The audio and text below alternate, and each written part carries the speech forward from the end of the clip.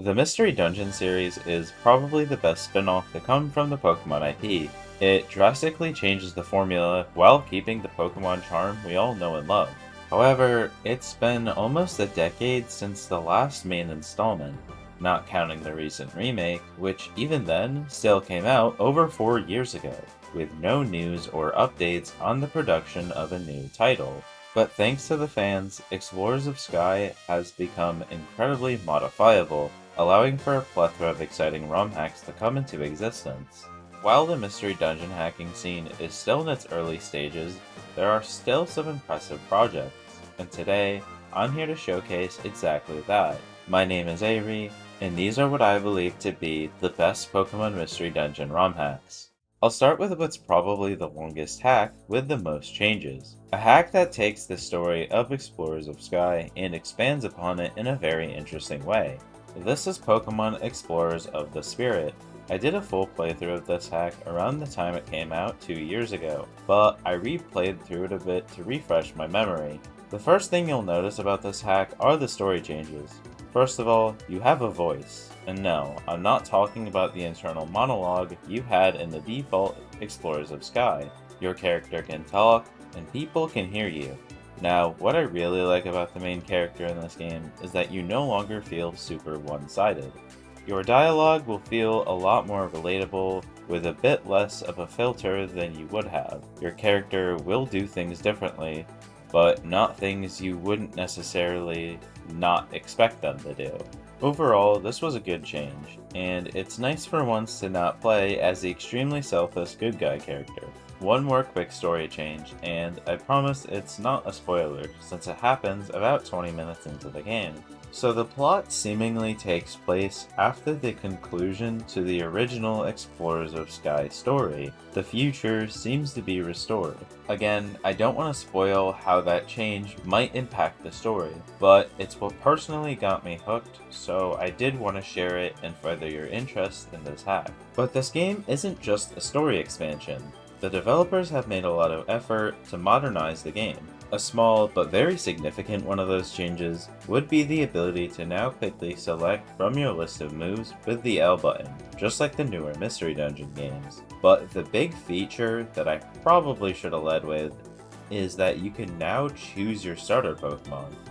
Of course, you'll still get the personality quiz, but again, just like the newer games, if you don't like the option you're given, you can always pick for yourself. Finally, I want to mention the difficulty. Don't get me wrong, this definitely isn't the radical red of Pokemon Mystery Dungeon, but I did notice a slight difference in how challenging the game is. It's not the type of difficulty that'll make you retry important dungeons or boss fights 4 to 5 times, but you will have to use your brain for a few encounters.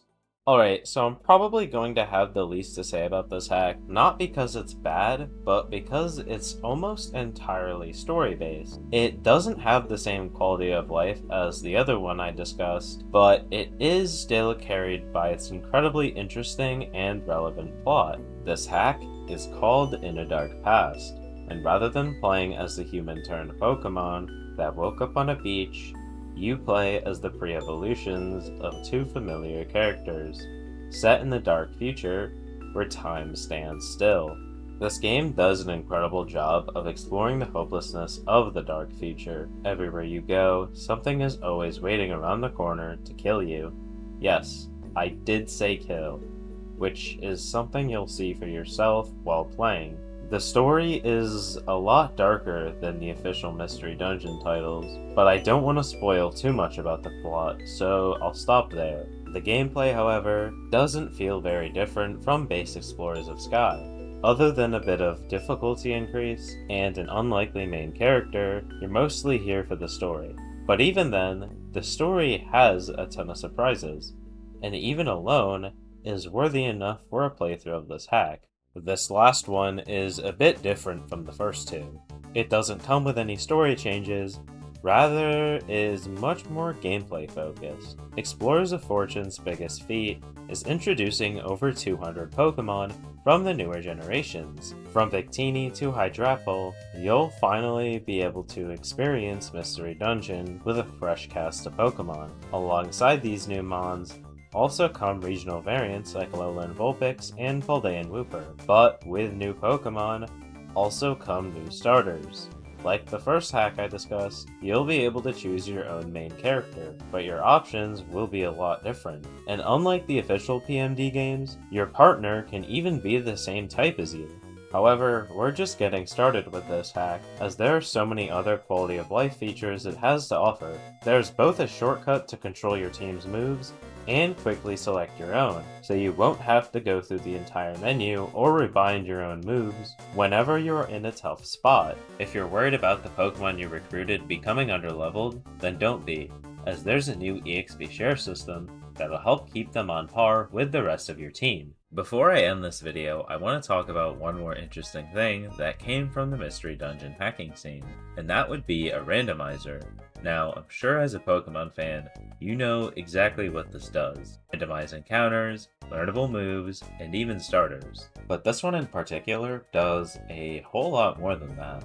First of all the NPCs, even the plot relevant ones, are also randomized, which can lead to some very funny and unexpected scenes. Secondly, dungeons and the Pokemon and the items they contain are also randomized, making each exploration pretty unique.